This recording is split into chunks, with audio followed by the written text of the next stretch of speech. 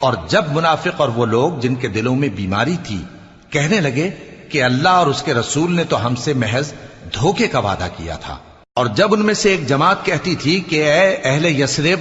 یہاں تمہارے ٹھہرنے کا مقام نہیں تو لوٹ چلو، اور ایک گروہ ان میں سے پیغمبر سے اجازت مانگنے اور کہنے لگا کہ ہمارے گھر کھلے پڑے ہیں، حالانکہ وہ کھلے نہیں تھے،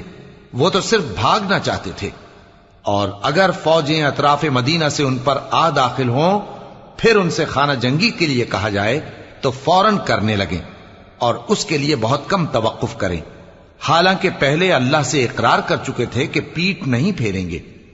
اور اللہ سے جو اقرار کیا جاتا ہے اس کی ضرور پرسش ہوگی۔ کہہ دو کہ اگر تم مرنے یا مارے جانے سے بھاگتے ہو تو بھاگنا تم کو فائدہ نہیں دے گا، اور اس صورت میں تم بہت ہی کم فائدہ اٹھاؤ گے۔ کہہ دو کہ اگر اللہ تمہارے ساتھ برائی کا ارادہ کرے تو کون